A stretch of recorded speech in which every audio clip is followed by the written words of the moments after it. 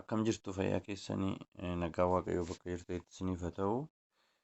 Har'a pooyintii keessan akkamitti gara pooyintii jijjiirrachuu akka dandeessan irrattan ibsaa gabaabaa isinii kenna. Isinittan agarsiisaa jechuudha. Jalqabaa namni pooyintii isaa gara pooyintii jijjiirrachuu danda'u nama ejentii ta'edha. Warri hoostii taatan hin dandeessanii jechuudha. Sababni isaa nolaa asitti maaltu isinii dhufuu qabaa? Coin trading kan jedhutu isinii dhufuu qaba. Coin trading keessa erga galtanii booda top up kan jedhutti buutu.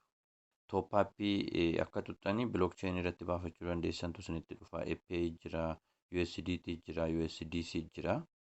Amma USDT tuqaa jechuudha. USDT coinitti jijjiirrattu waan ta'eef. Yeroo kana maaltu isinii dhufaa? BNB Smart Chain akkasuma immoo Tron TRC20 Ethereum isinii dhufa. Kana keessaa kamiin filattu? Choose ishee jettu kana tuttu fuuldura Tronidha. Lammaffaarra ishee jirtu kana jechuudha. Confirm isin gaafata. Maal jedhee? You have selected Tron. Proceed with recharge jedha. Confirm gootu. Confirm gootu. Larkiftuu gara gadiitti baarkooddii fi liinkii isinii fidaa koppii gootu. Koppii gootu. Amma kun liinkii kiyyaa jechuudha. Liinkii ani ittiin pooyintii koo gara coinitti jijjiirradhudha jechuudha. Amma duuban deebi'a. Eessan naqaa? Gara pooyintii koo naqaa jechuudha. Pooyintiin koo eessa jira kunoo? Piroofaayilii koo jala jira. Pooyintii miliyoona 6,463 qaba. Kanan gadi tuqa. Kana gadi tuqeeni withdraw now'tti bu'a. Exchange point for coins kan jedhutti hin bu'inaa. Isa kanatti buutu jechuudha. Withdraw now kan jedhu kanatti buutu.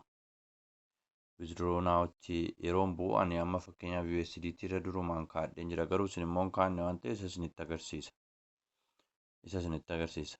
Add payment method kan jedhutti buutu. Add payment method kan jedhutti erga buutanii booda dhuftanii warra tarreeffamanii jiran kana keessaa USDT filattu. USDT yeroo isin filattan paaswoordii isin gaafataa, paaswoordii keessan galchitu.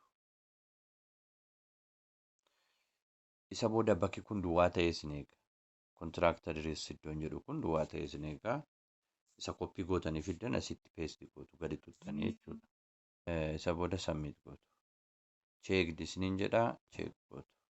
Yeroo inni lakkaa'ee fixu check gootu. Checked. Amma maal ta'eera? Bind successfully ta'eera. Ergasii booda withdraw now kan jedhutti deebitu. Amma doolaara 646 qaba miti. Doolaara 640 baafachuu nan danda'a. Doolaara 640. Kana akka jiruun coinitti deeffadhaa jechuudha. Akka jiruun coinitti deeffadha. Yeroon submit godhu confirm naa fida. Doolaara 640 confirm godhaa. Isa booda adreesii koo naa fida. Doolaara 640 kanaanii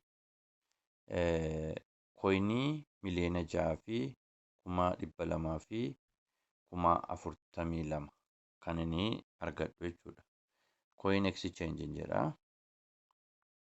Coin exchange jedha. Paaswoordii koon galcha. Amma tootaalii coiniin koo hundisaa gara intini koo deemeera. Check godheedha. Kunoo successful exchange. Sekeendii gidduutti jechuudha. Amma gara pooyintii kootti yeroo deebi'u doolaara 6 qofa jira jechuudha. Doolaara 6 qofa jira. Isa kaan dabarfadhee fixeera jechuudha.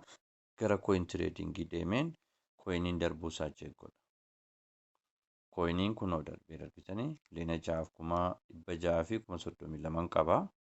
Amma egaa abbaan barbaade erguu nan danda'a. Abbaan barbaade erguu nan danda'a. Fakkeenyaaf coin trading koo deemeen ID ishee na galchaa.